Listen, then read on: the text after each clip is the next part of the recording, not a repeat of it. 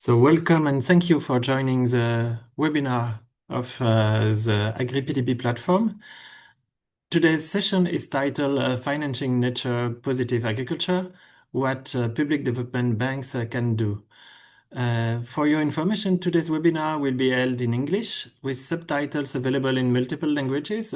Please click the CC icon to display subtitles. Para activar el servicio de interpretación, haga clic en el icono de interpretación CC y seleccione el idioma de su preferencia. Et pour activer le service d'interprétation, veuillez cliquer sur l'icône d'interprétation CC et sélectionner la langue de votre choix. Please note that the event is being recorded. So, being on our last session on agroecology last week, today we look at how public development banks can finance nature-positive agriculture. Agroecology is one of the key pathways within nature-positive agriculture. And this presentation today shows how PDBs can translate this and other wider nature-positive practices into concrete lending strategies, as well as steps to reduce risk to biodiversity as part of agricultural investment. This webinar is the first of the Agri PDB platform's series on biodiversity, and we would like to thank Matthew and Mario who are connected and who will display the following presentation for organizing today's session. And we hope that this is the beginning of wider cooperation between our two services. We are also very honored to welcome Moko Mataba from DBSA and Nabil Mora Kadri from Benedes. Both DBSA and Benedes are key partners of the AgriPDB platform, and we sincerely appreciate their long-standing engagement and their insightful contributions to our events. I will now hand the floor over to Mathieu Legris from IFAD. Mathieu is at the head of the agricultural department in IFAD, and IFAD, together with IFAD, co-leads the AgriPDB platform. Mathieu, please. Thank you, Thierry. Hello, everybody. Many thanks to IFAD for organizing this important event and for inviting AFD. Do you have my slides, or do I have to share my screen? As you prefer, Matthew. Okay, so let me a few seconds.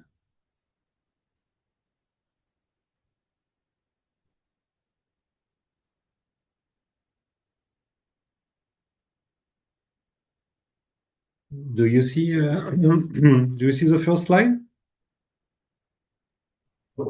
Yes, we can. Thank you. Okay, perfect. Well, so thank you once more.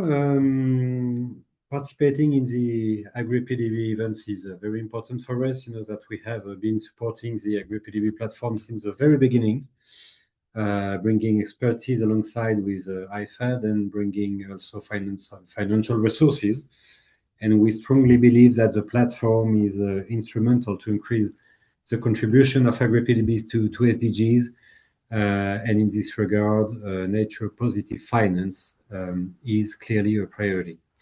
So I will briefly present to you how AFD is organized to track its own biodiversity finance and what it means specifically for the agricultural sector. I will also present a few examples of our partnership with national Agri-PDBs to foster nature-positive finance in the sector.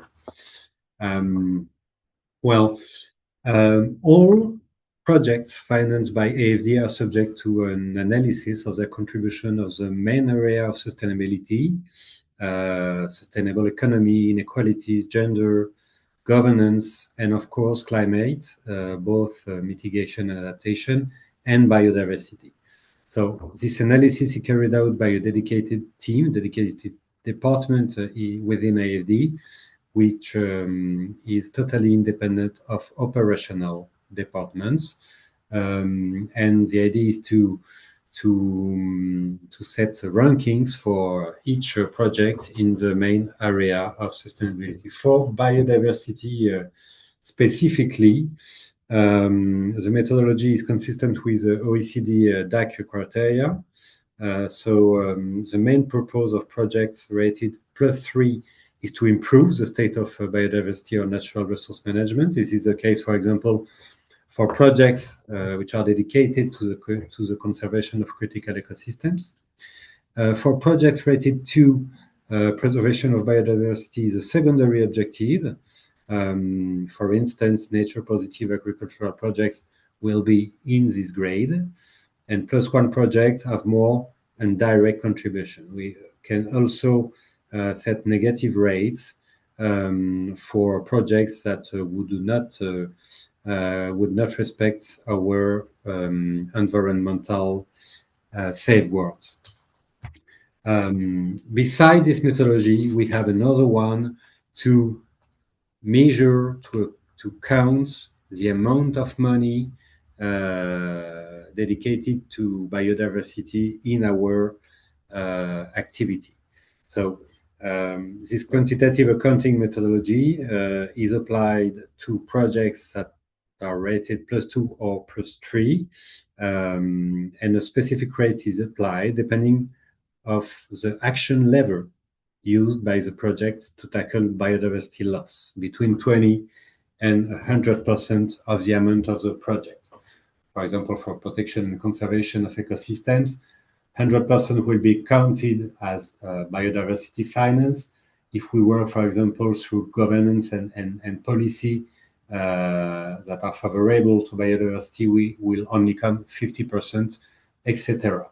So that's the way we calculate the global amount of AFD contribution to biodiversity. And based on this methodology, our commitment is to commit at least 1 billion euros per year for biodiversity. And we are already above this objective. Just to recall that global commitments of AFD yearly is about 12 billion euros. So 1 billion on 10 or 12, depending on the year. If we come now more specifically to the agricultural sector, well, I understand you had a session dedicated to agroecology last week. Well, support to agroecological transition is one of our main strategic direction in the agricultural sector. We support sustainable practices in a very pragmatic way, recognizing that transitions are progressive and take time, and under the conditions, this does not hinder food security and livelihoods. So a very progressive way to support changes in practice to more sustainable ones through agroecological concepts. This strategic direction is described in the position paper you can see on the screen. It exists in French, Spanish, and English. You will find it on internet. And this document also describes how we ensure the accountability of our action for agroecology. Several categories or levels are used to describe projects and their contribution to agroecological transition, depending on the scale of impact, for example, at the farm or very local level, or more transformational if we work at the food system level. So projects are qualified as precursor, initiator, catalyst, or transformational, depending on the intensity of impact and the level they work on. A few examples of how we work with national public banks to foster sustainable practices under this strategic direction on agroecology. First example is our partnership with the Mexican bank FIRA. with the objective to support the transformation of agricultural practices and the emergence of green and sustainable investment projects, and to support a financial institution, which is FIRA, in improving its financing offer in rural areas that are vulnerable to climate change and socio-economically marginalized. So what we do together, we combine different tools, credit lines, more than 140 million USD over the last 10 years, with grants for technical assistance. Technical assistance has worked with FIRA, for example, for taxonomy on sustainable investment in agriculture, and a system of investment grants for some projects which are particularly contributive to biodiversity. Second example is our partnership with Crédit Agricole du Maroc, with more or less the same structure, combining credit line and subsidy for TA and investment grants. So focused on green rural investment for better water management, energy efficiency, and organic farming. These are two examples of what we can do with national Agri PDB, but IFAD has a long-standing track record in supporting these PDBs at national level in their efforts towards greener investments in agriculture. A few words about MRV system and frameworks. MRV frameworks are obviously key to foster a higher contribution to biodiversity and to be accountable of it. So the difficulty is to find the right balance or the right trade-offs between robustness on the one hand and affordability. Sorry? 1 minute. Okay, and affordability on the other hand. So we have been collaborating with FAO to develop such a tool combining these qualities. This is called ADC map that provide an holistic environmental assessment in the agricultural sector. And it is particularly adapted to PDBs at national, regional, or international level.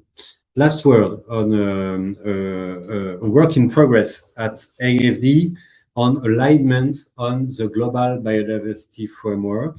IFAD has been aligned on the Paris Agreement on climate for several years, and we have now decided to align all our activity on the GBF.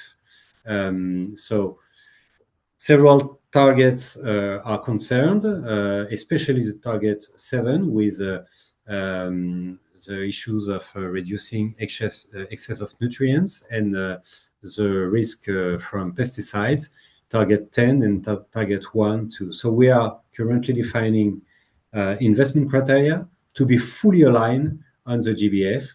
And obviously, we will be very keen to exchange these reflections and more globally our experiences on biodiversity accountability and take, of course, knowledge of your own experience. I think that working together is critical to set the best standards and be collectively more efficient in our contribution to biodiversity preservation. Thank you very much.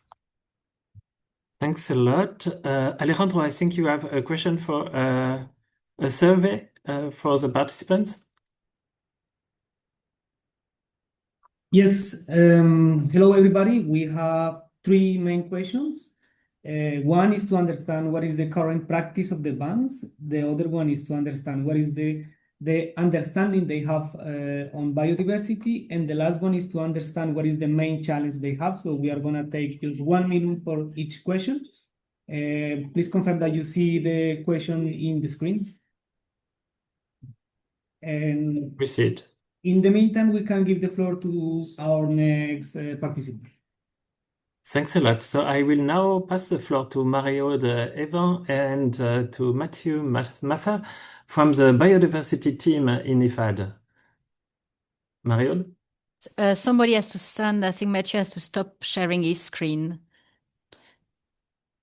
because multiple screen cannot be shared. Okay, thank you so much.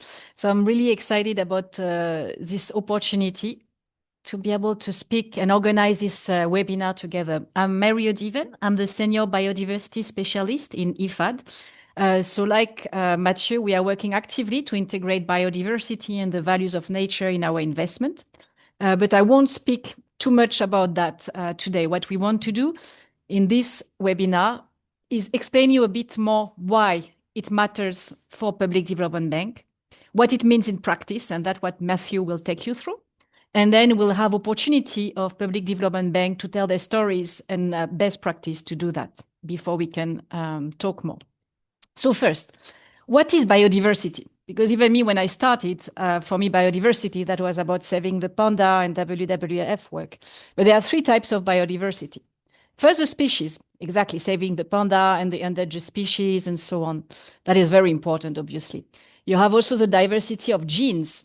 And for agriculture, everybody knows a bit about that, the diversity of the food, the crops. And within animals, for instance, that's diversity within species, the same species. And finally, none of these things exist if we don't have a diversity and integrity of ecosystem, the nature that underlies it. And why it matters? Because all this renders enormous ecosystem services that are the base of life on Earth, simply. On productivity for our sector, that's the base. Pollinators, you all heard, the decline of pollinators is really threatening crop yield. That depends on pollinators. Soil health depends on microorganisms. Bioinputs are developed around that. Healthy food. We are getting more and more on very limited number of crops that are affecting our nutrition. Meanwhile, medicine and nutrition diversity can be counted in the diversity of crops and foods and nature. Healthy people. Water, air. I mean, who can breathe polluted air and drink polluted water? We all know in our own respective countries the issues that are rising because we cannot drink our water because it's full of pesticides, or we are afraid of the consequences of the pollution of the air around us. Happy people? Who doesn't like to walk in the park, in the nature, who prefers to see plastics everywhere? And tradition, of course, also a lot of this landscape and practices are really closely connected to the local practices of the people of the land. Finally, and not the least, we all know about the importance of climate change and all the economic impacts of that. Nature is at the heart of it. I mean, forest, for instance, we all know that's the heart of all the climate mitigation, but also local regulation. Coral reefs and mangroves are key to protect against natural disasters. And finally, the big pool of diversity of crops and animal varieties are key to provide adaptive capacities and be able to adapt to different changing climate.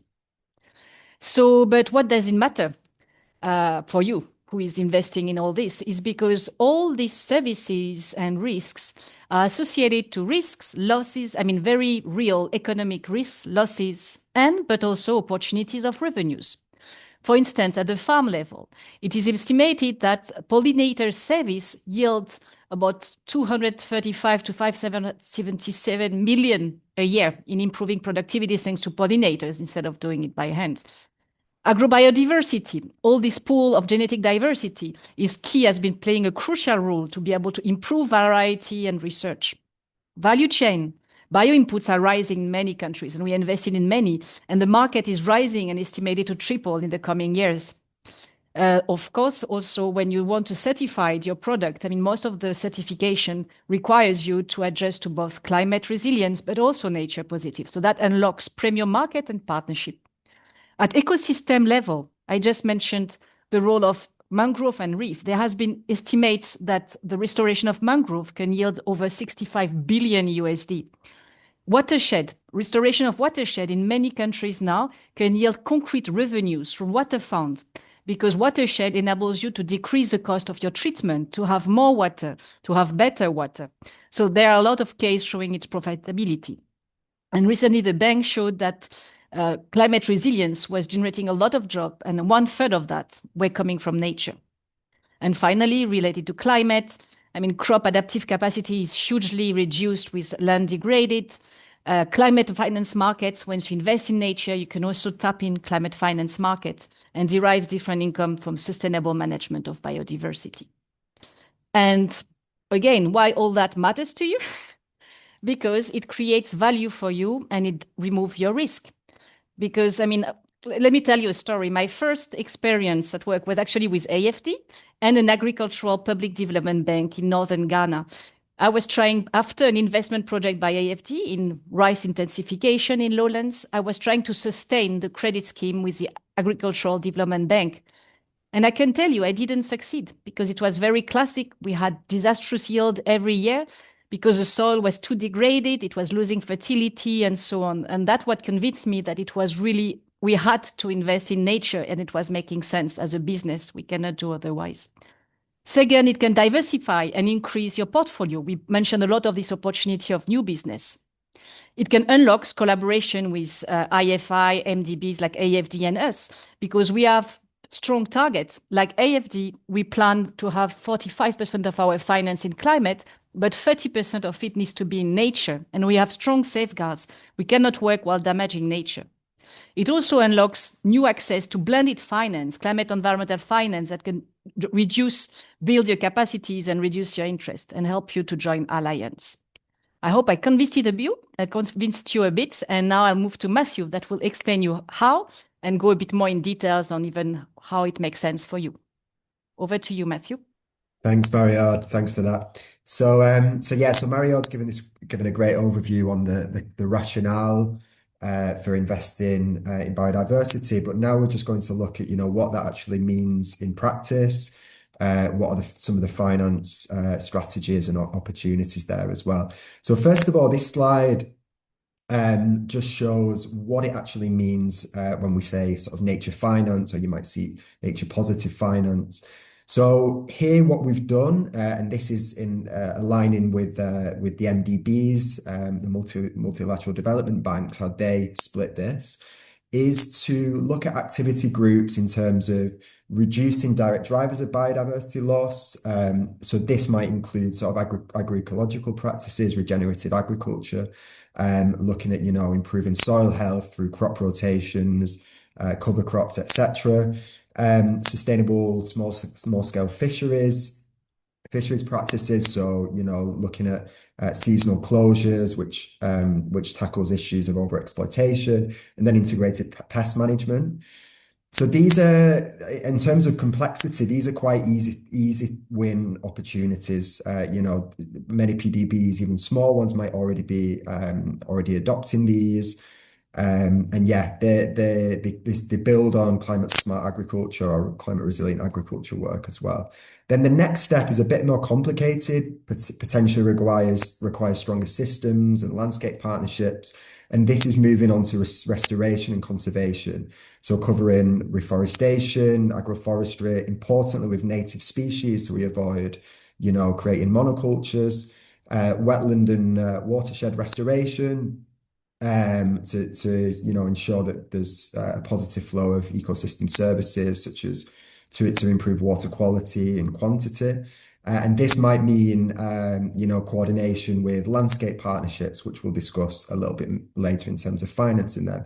And then the third set of activities is around the enabling environment. So the implementation of policies, tools, and this comes back to the point of, the opportunities. So, supporting deforestation-free certifications of value chains, payment for ecosystem services to reward farmers for the protection of that natural capital, and then maybe working with the government on repurposing harmful subsidies. So this is more advanced, requires more institutional capacity, strategic alignment, but is also something for the larger PDBs to potentially look at. So this slide shows a typical agricultural investment, here using irrigation as an example of how we can evolve, from a traditional agricultural investment to a climate smart, which, a lot of PDBs might already be working on, to create those nature, those simple add-ons to create nature and biodiversity co-benefits. So here, in irrigation, it might be looking at furrow irrigation, expanding irrigated areas, maybe diesel pumps and pipes. So that's all about productivity. But it might cause increased water demand, soil erosion, etc. The next step is this more climate resilient approach, so focusing on drip irrigation, solar pumps, drought resilient crop varieties. And these measures, reduce water use, energy costs, and many PDBs are already incorporating these. So moving one step further, we can add these climate and biodiversity co-benefits. So looking at, cover crops, reducing soil erosion, improving soil life, hedgerows, agroforestry. So we're beginning to look at restoring on-farm biodiversity without adding too much complexity for farmers. And then finally is about leveraging ecosystem service benefits as well. Ecosystem benefits.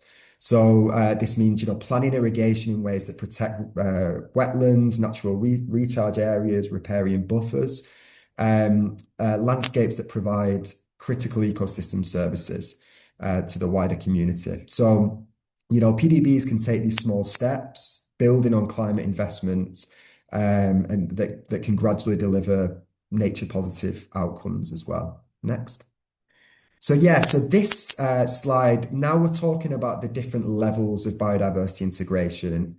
So the two complementary ways that this also builds on the work of WWF, who've done really good work on financing biodiversity, is what PDBs can do.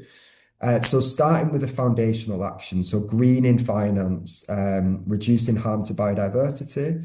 So this, in terms of incentives for PDBs, this is, about risk reduction that Marielle's talked about, enhancing compliance, and also critically eligibility for IFI co-financing, to work with IFIs, there needs to be that alignment with the processes of them. And then the more advanced is looking at financing biodiversity, so scaling this nature positive investment. And this can create, great opportunities in terms of accessing climate environment funds, such as the GEF, entry into new markets, new products, deforestation-free value chains as an example, and supporting national climate and biodiversity goals, working with governments on that. So next slide. So on the greening the finance, so this really focuses on the foundational level. So these are low cost, practical entry points. Many of you will already be working with these. So starting with exclusion lists, the most simple action probably, so adding or aligning with IFI exclusion lists, introducing basic biodiversity conditions such as no financing for conversion of natural habitats.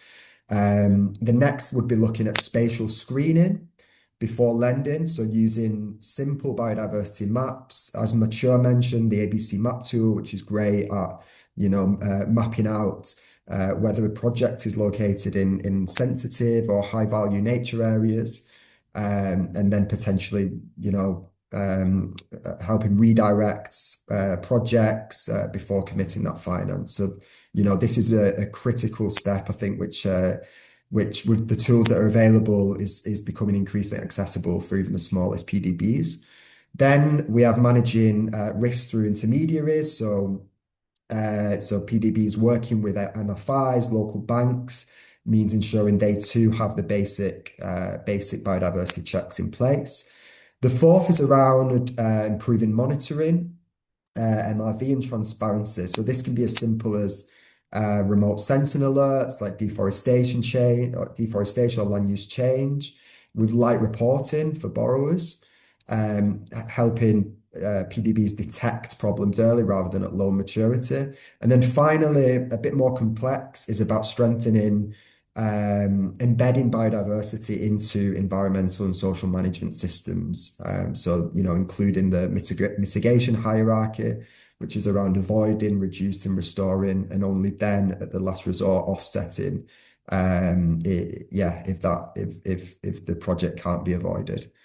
So then this slide shifts us into the second part of this 1 minute work. Which is about financing green, or how PDBs can actively scale nature positive investment. So looking first at client transition pathways, so describing who PDBs can support. So firstly, looking at indigenous peoples, youth, women, female producers. So these are often the stewards of high-value ecosystems. SMEs and cooperatives. So they're well placed and already, in many cases, adopting and piloting agroecology. So, piloting targeted credit lines and technical support. The third is the large borrowers, so agro-processors and exporters. So these are key for achieving deforestation-free supply chains. They hold influence over thousands of farmers. So working with them to unlock systemic change. And then bioeconomy innovators as well. So companies producing biofertilizers, biopesticides, etc. And then at the bottom, there's just how to finance. So, we've done this traffic light system. So the easy entry points would be, dedicated credit lines, preferential loan terms for the adoption of nature positive practices, partial credit guarantees to help overcome risk barriers, access working capital, and then more advanced would be looking at blended finance vehicles to crowd in private investors. We'll go to the next one. So this slide explains. Good.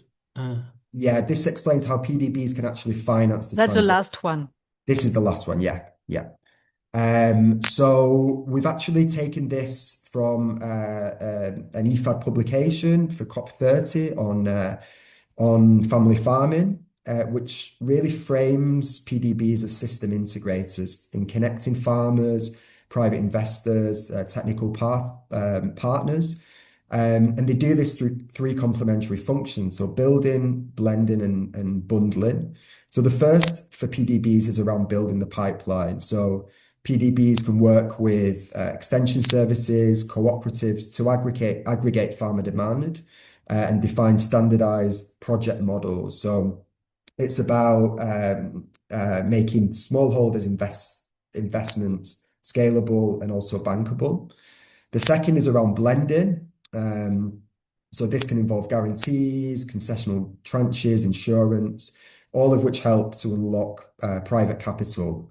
So I think, Benedès have got some good examples of that, and NABARD here on the right also has an interesting example of using concessional capital to de-risk lending to farmer groups and community institutions. And then finally is around bundling. So bundling finance with the services that farmers actually need to make these investments work. So, pairing loans with technical assistance, digital advisory tools, access to markets. So PDBs can often coordinate agribusinesses insurance so that this finance isn't delivered just in isolation and it has a real kind of landscape approach there. I think the next slide was more of a recap, but I know that we're a bit short on time, so I'll leave this with you in the slides that we deliver. But this just shows, some of the kind of key messages, the key entry points for the smallest PDBs to the medium to the more experienced in how they can green the finance, some of which we've already been across, and the finance in the green. So from the smallest agroecological credit products to how they can deploy in blended finance to de-risk landscape pilots. So this was kind of an entry point for this topic, and hopefully we can delve more deeper in further webinars as well. And please feel free to reach out to us if you want any help in aligning your portfolios with these global frameworks, etc. We'll be happy to help here from IFAD. So thanks Thierry. Many thanks, Matthew and Mario. This was very rich. For the participant, we will share the material to everyone after the webinar. Thank you. And the last slide is an excellent transition to the following speaker. Before that, I think that Alejandro, you have a second question. Yes, Thierry. So before giving the floor to the public development banks, we would like to assess what is the level of understanding that our members has on biodiversity and how confident they feel in when it comes to nature positive finance. So 1 minute, 30 seconds for this. Is this supposed to answer before the webinar or after the webinar? You are supposed to see the question now. Yeah, no, I'm joking. No, what I mean is that whether we contributed now, they understand it perfectly, because we've just explained some of the things. But that was a joke. But it would have been nice to see it before and after these different presentations. Thank you. The next speaker is Moko Mataba, a climate finance specialist from DBSA. If you are afraid, they will be laughing. Thank you very much, Theory. I hope you can hear me clearly. Unfortunately, We can hear you very clearly. Thanks a lot. Perfect. We're hearing you. I couldn't switch on my video for some reason, but it's an absolute pleasure to be presented at this platform this afternoon. My name is Moko Mataba. It has been indicated. I'm the climate finance specialist within the DBSA, the Development Bank of Southern Africa. Next slide, please. Our mandate is to support infrastructure development across the entire continent. And we have a very keen interest to contribute towards regional integration across the whole continent through sustainable infrastructure development. So our core business is primarily in the main infrastructure sectors, which include ICT, transport, water and sanitation, and energy, as well as infrastructure, social infrastructure sectors such as health, education, and human settlement. The bulk of our book sits in the public sector, but we do also support private sector. Next slide. And we typically adopt the project finance model as opposed to the balance sheet model, whereby our investment will be based on the cash flows that will be generated from the project itself. So that's how we typically operate. And because our main client is the public sector, the cities, municipalities, we typically partner with private sector when it comes to implementing projects. So we adopt the PPP model in implementing our projects. So we don't only bank the metros, the big cities like many MDBs. We support all the tiers of municipalities, including the lower tiers that comprise of municipalities that are not so privileged from a resource allocation perspective or resource capacity. And these are municipalities that you find in the rural areas. Hence, we really value our partnership with IFAD because we complement each other from that perspective. We've got common interests. So how we work with the cities is most of the cities, we find that they need support on all the fronts from across the entire value chain, from planning all the way to implementing their projects. So we walk the journey with them. So on the planning side, we support them on developing infrastructure plans. And from the climate and nature perspective, this gives us an opportunity to ensure that their infrastructure plans integrate climate and nature and biodiversity elements, which really makes it easier for us at a later stage when now these plans are ready to be implemented to ensure that all these important elements have been considered. And we provide grants and advisory services in order to support them on this front, and also provide project preparation support where we'll give them grants to develop feasibility studies for technical assistance and also to develop certain projects and to get them off the ground. And for projects that have proven to be bankable, then we provide mainstream finance, which comprises of a myriad of instruments, such as those that have been mentioned by Matthew and other colleagues on the call. And this is where, through our partnership with the climate funds, we are able to innovate in order to support projects that are in the biodiversity and climate nature, because sometimes we find that our conventional instruments are not really suitable for biodiversity or nature-based projects. We need to innovate a bit more, provide products that are a lot more patient or a lot more concessional. So really the partnership that we have with the different climate finance mechanisms makes this possible, and it gives us an opportunity to innovate and to venture into new financial products. And when it comes to the build phase, this is where now the municipalities have secured the funding. They still need support when it comes to implementing these projects, because we find that technical support or technical capacity can be lacking. So we have a team of engineers within the bank and construction lawyers who provide support to ensure that these projects are implemented successfully. Next slide. So when it comes to the climate and nature front, we started our journey through the support from our government, the Department of Environment within South Africa, back in 2010, where they gave us a grant of 1 billion rand in order to test the market when it comes to green products and to basically to create an evidence base for other commercial lenders to also follow suit. So this really helped us to create traction and to build a rapport. We lost you, Moko. Moko, we don't hear you anymore. And so this is really a success story for Moko, please, we lost you during your part. Can you hear us? Moko, can you hear us?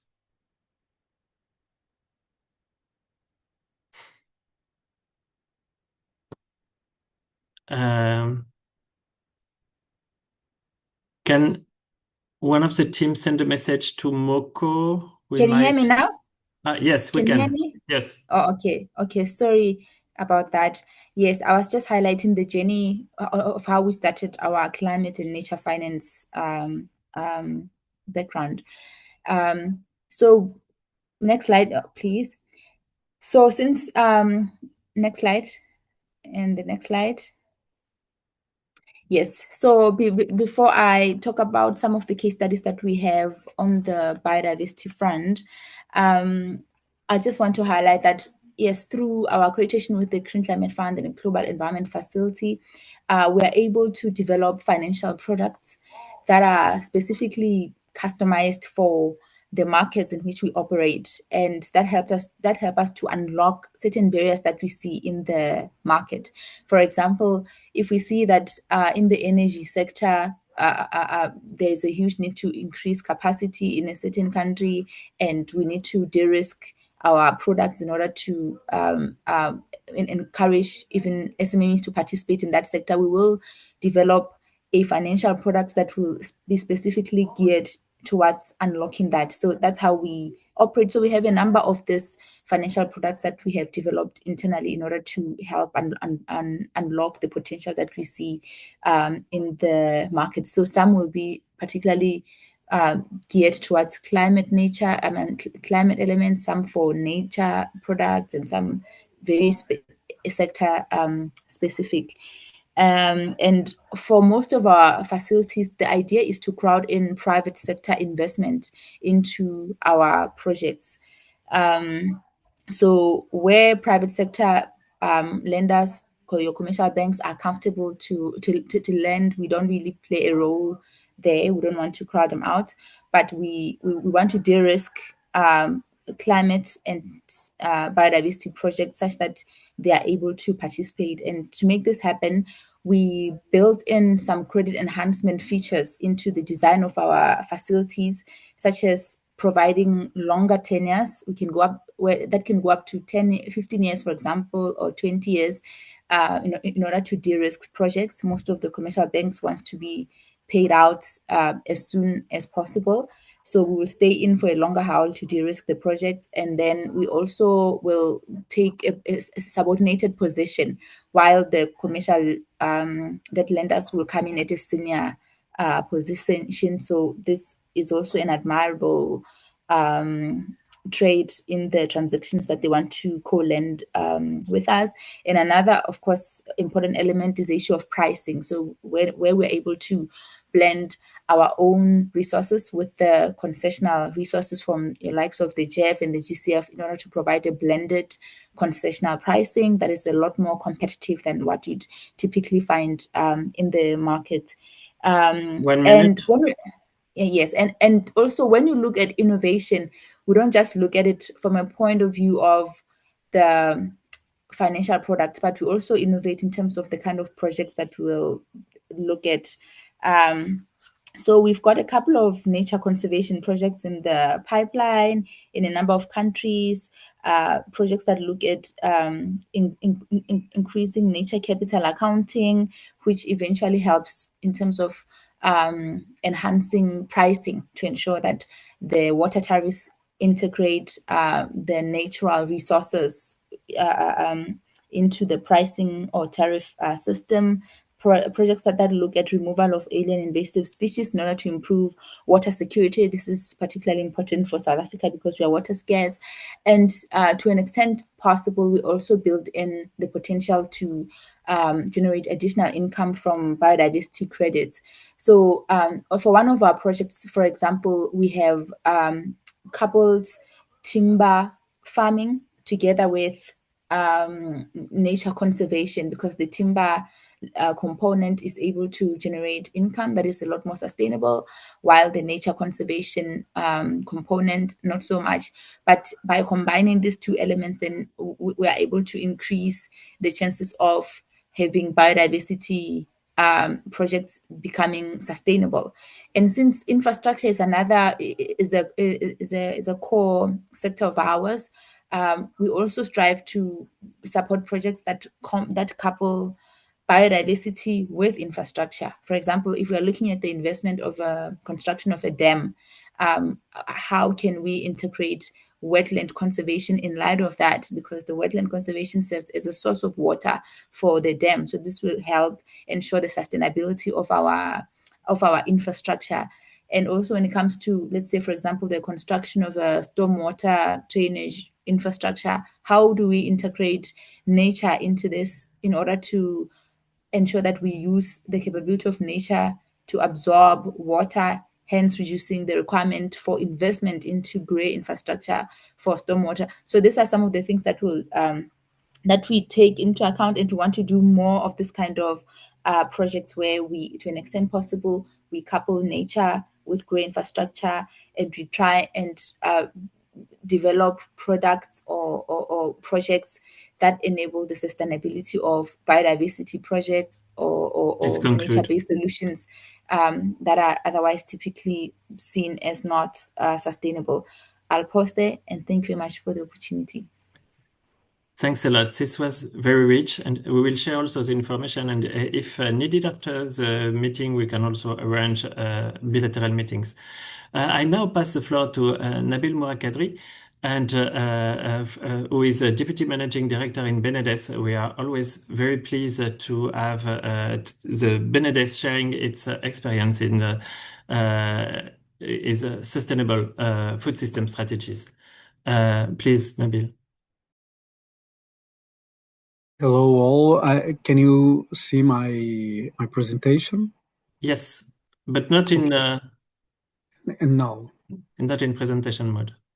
It is in presentation mode now? Not yet. Oh. Let's try again. Just one more time. Now I think it's ready. If you wish, we can do it also. Is it ready? Yes. Okay. So thank you again for the invitation. BNDES is the Brazilian National Development Bank. I am the Deputy Managing Director for Environment here. And we have a very important agenda on biodiversity. But it's, as we say here, it's a journey on biodiversity. Because we are working on this agenda for many, many years. I will show this timeline. But first of all, I want to highlight that 1 year ago, during COP in Colombia, the Biodiversity COP, we launched a document and a statement with our commitment, formal commitment to nature, and how do we use our financial instruments to support what we say the conservation and the sustainable use of all the biomes here in Brazil, the territorial ones and the aquatic ecosystems. So we have this document, is a formal one. At the end of my presentation, I will show the QR code for you to download it. And it was important because we highlighted what we were already working since the beginning of the 2000. We started our work with different kind of funds and instruments. Here in this timeline, we can see non-refundable funds. We had non-refundable funds from international donations. The case of the Amazon Fund, more related to the Amazon region. And there we support many projects and initiatives on sustainable, not only sustainable farming, but forest sustainable production with our social biodiversity products to be stimulated there. But since then, we developed different initiatives for the other biomes here in Brazil, as the Atlantic forest, a lot of work on forest restoration. And when we talk about forest restoration here, we have two kinds, we say, of forest restoration. One is more ecological purpose, and another one we say is a productive forest restoration. It is agroforest projects, and it's very important here when we talk about cocoa, when we talk about coffee, when we talk about other kind of food production with in this partnership between the Agri and forest on the territory. So since then we are working, as I said, with non-refundable funds from 30 parts and non-refundable funds from BNDES. Every year we segregate part of our profit. Every year we segregate a percentage of it, and then we internalize into a social environmental fund to support projects in a blended finance structure or only non-refundable funds. It's more or less $100 million per year that we allocate for these initiatives, and it's very interesting because we did it on the Living Forest, this 2021 initiative, in a match fund structure with private companies, public companies, state level, combining resources with us to launch specific public calls to select projects in the ground. So we leverage more than double of our resources from private partners to these public calls. And a very interesting new phase that I say from 2023 to now, the last 3 years, with a lot allocation of resources from low ones.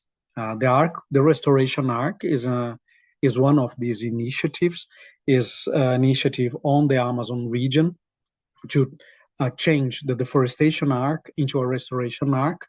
And we are doing low ones and non-refundable funds all together in this territory. When we talk about low ones, it's very important to say that for nature and for this kind of investments, we have a very, very low cost fund, is the National Climate Fund. Brazil created a National Climate Fund, and specifically for nature, the interest rate is 1% a year. So it's less than when we try to fundraise in multilaterals or when we try to fundraise with GCF, for example. So our interest rate for nature, using the resources of the National Climate Fund, is 1% a year so it's a very incentivate resources for this agenda. Sertão Vivo is a blended finance specifically for the Northeast and is specific for resilience on agriculture in a partnership with IFAD. It is a partnership with IFAD, with GCF and BNDES for the Northeast. And recently, the Blue BNDES, it's all our initiatives for the oceans. And when we talk about oceans in this agenda of biodiversity, we are talking about conservation and sustainable use of the resources. So mangroves, coral reefs, and oceanic islands. So we have a very huge portfolio on a nature-based instrument. Just for you to know the numbers of all these initiatives, if we take the Amazon Fund and all the work that we are doing on forest restoration for the last 3 years, we are talking about more or less $2.5 billion allocated to these initiatives, excluding the Blue BNDES, because Blue BNDES is more or less $100 million. So it's a very huge program on nature-based business, I can say. And a big issue that we are facing now, and just to end my presentation here, to be very brief, is that to understand the business cases of these enterprises that are 100% based on nature. So how they can be economically viable, and how can we integrate the supply chains to make this sustainable in the long term economically, not only environmental, climate, but economically. So that's why we are developing new guarantee instruments, new instruments related to first laws, to make it really viable to support this new sector, economic sector here in Brazil. So we try to coordinate the loans and the non-refundable funds on a territorial base to make them more complementary than to make them as a competition between what is a low-cost resource or a non-refundable fund. So if you want to explore more each one of these initiatives, we can make different meetings. On this presentation, I have slides for each one. But just to have here the QR code of, this is a very interesting web page that we aggregate all our work related to forest. So it's a very interesting place to understand every strategy that we put in place for forest and biodiversity. And this document, the document that we launched last year. And why it's so important, this document? Because we took all the goals of the Kuning-Montreal framework, the 22 goals, and Brazil is a country that signed this commitment. So we went one by one and describing the financial instruments that we have for each one, and the strategies that we are developing for each of the 22 goals of the Kuning-Montreal framework. So it's a very, very interesting. I really don't know any other financial institution that did something similar.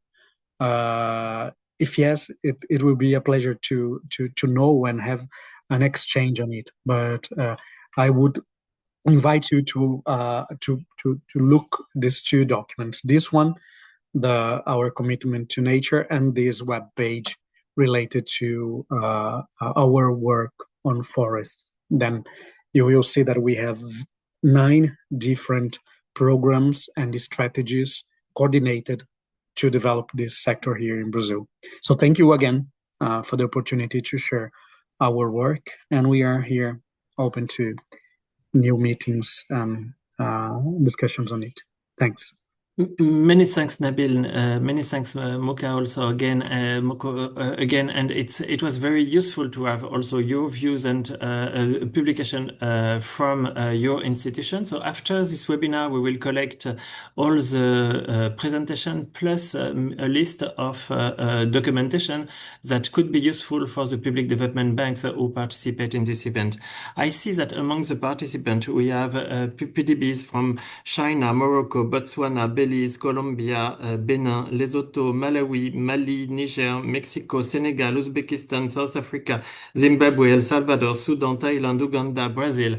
That makes a huge network from all around the world who share the same the same interest for trying to improve their strategy in biodiversity. Alejandro, you shared a last question before we open for a short Q&A. Yes, We are already out of time. Yeah, the question is already launched. We see already some people have votes. So I think we can open the floor for questions in the meantime. So thanks a lot. Are there questions? And of course, we are all available also to follow the discussion in separate meeting after this webinar.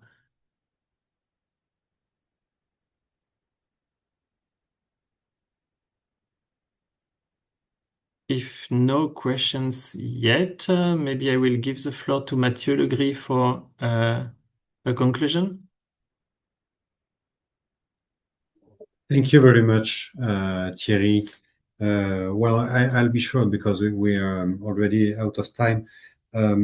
Just to highlight a few elements that seems to me one of the most important that have been shared in this meeting. First, getting back to Marie-Aude said in the very beginning, making the link between financing biodiversity positive investments and the reduction of the risks for the PDBs. I think this is really key. We have to finance biodiversity because it's important per se, but it's also very important to lower the risk for our clients and for ourselves. The second element I want to highlight is that I think that this presentation really shows that any PDB, regardless of its size and regardless of the current level of integration of nature and biodiversity, can make moves towards a better integration of biodiversity and towards financing green and greening finance. And clearly, tools are available. Some of them have been mentioned. And really, the Agri PDB platform is a place where they can be shared and where the experience of big banks like BNDES and like DBSA, for example. And thank you very much for your presentations to you both. This is great to have you here to share your experience with smaller banks that can really benefit from the experience you have. I think that the presentations clearly show how climate finance and biodiversity finance are linked. This was very clear in the presentation from our colleague from DBSA.